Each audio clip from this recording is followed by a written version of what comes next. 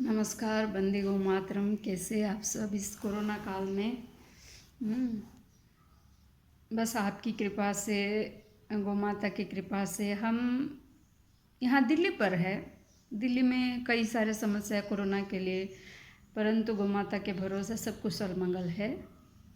आज हम बात करते हैं केचुआ खाद के बारे में। किसी भाई साहब ने हमें पूछा कि दीदी केचुआ खाद का नुकसान क्या है, बताइए।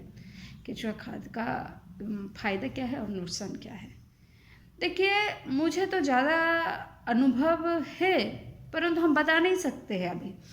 एक ही बात बताते हैं कि जो केचुआ खाद, आखिर क्यों ज़रूरत पड़ा कि ज़मीन पे केचुआ खाद डालने के लिए। प्रकृति ने गौ माता को बनाई थी, प्रकृति और गौ माता को समीकरण करके। जैसे कि प्रकृति ने घास फूस दी गौ माता के लिए, गौ माता घास फूस खाएगी और बदले में गोबर और गोमूत्र देगी, जिसको गोबर और गोमूत्र को डाल के आज से 60 साल पहले बनाया जा रहा था प्राकृतिक खेती। ना कि कोई बीमार थे, ना कि प्रकृति बीमार था। हरित क्रांति ने जो आया, हरित क्रांति के तहत पंजाब और हरियाणा का जो बीचों बीच जो बहुत अच्छा जगह है, आज क्या हाल है आज सब लोग को पता है। तो ये केचुआ खाद क्या है और क्यों डालना चाहिए। केचुआ मिट्टी का, कृषक का मित्र बोला जाता है, पर आज है क्या केचुआ? कारण क्या है?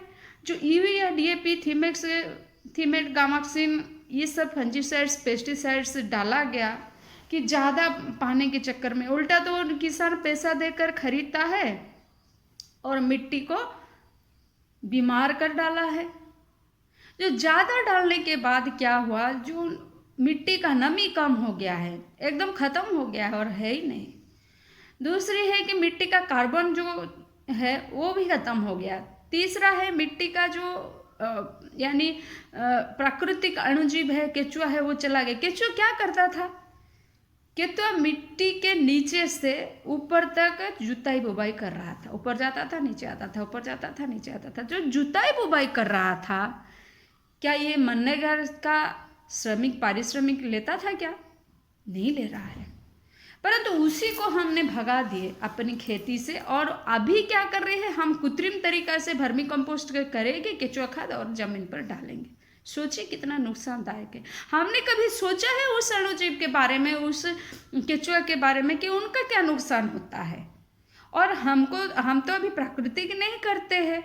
ये जो ऑर्गेनिक प्रोडक्ट्स आया और ऑर्गेनिक खेती आया, ये जो प्राकृतिक खेती था, लोगों ने ये जो हरित क्रांति के बाद ये जो एक रिवॉल्यूशन आया, एक विप्लव आया, सबके मन में आया कि नहीं, अभी सब लोगों को पता चला है कि भारत में, ये तो विदेशों ने काफ़ी सुधर गए हैं कि ये रासायनिक खाद उत्पादन ना करके प्राकृतिक उत्पाद करेंगे, क्योंकि उसका नुकसानदायक परिणाम पता चल गया है। जैसे कि ये सब जहर डालते डालते प्रकृति ने बीमार हो गया, एक शरीर जैसा कि शरीर में दवाई लो दवाई लो दवाई लो, फिर खोखला हो जाता है और कुछ बचता नहीं है। वैसे ही ये मिट्टी बंजर हो गया है।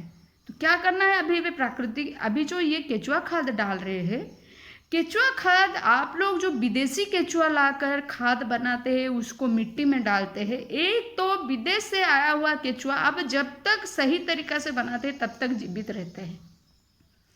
जमीन पर लेके गाड़ने के बाद, जमीन पर देने के बाद उसका जो उपजोजन क्षमता कम हो जाता है, हो सकता है मर भी जाते हैं। दूसरी बात यह है, अगर नहीं मरते हैं, हमारे घर में कोई आता है, मेहमान बन के नहीं, घुसपैठी करके आता है, पहले तो वो हमको मारता है, नहीं तो हम उसको मारते हैं। दोनों बराबर नहीं रह सकते हैं। रह सकते हैं क्या? तो नहीं रह सकते हैं। तो क्या हुआ कि ये जो हम विदेशी केचुआ डालते हैं, विदेशी केचुआ का खाद डालते हैं, ये हमारा मिट्टी में और जितना भी बचा है प्राकृतिक अणुजीव, उसको वो नष्ट कर देता है।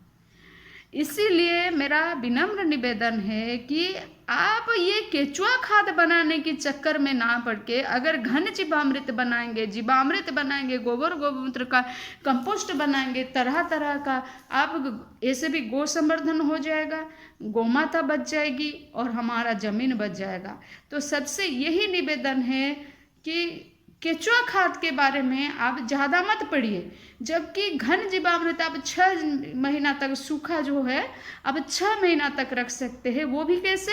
100 किलो आपका गोबर में 1 किलो केवल गुड़ और 1 से 1.5 किलो दलहन का आटा, 100 ग्राम मेड़ की मिट्टी डालकर उसको बढ़िया सा बनाने की प्रोसेस हमने डेमोन्स्ट्रेशन में भी, हमारा जो अखिल भारत गौ सेवक यानी जो कार्यक्रम था 6 महीना का जो यात्रा था, उसी यात्रा के तहत हमने डेमोन्स्ट्रेशन करके बहुत जगह पर दिखाया भी है। तो आप लोग को मेरा विनम्र निवेदन है, ये केचुआ खाद में मत पड़िए और हो सके तो घन जीवामृत बनाइए, गोबर का खाद बना के डालिए। यही बस सलाह है। वंदे गो मातरम।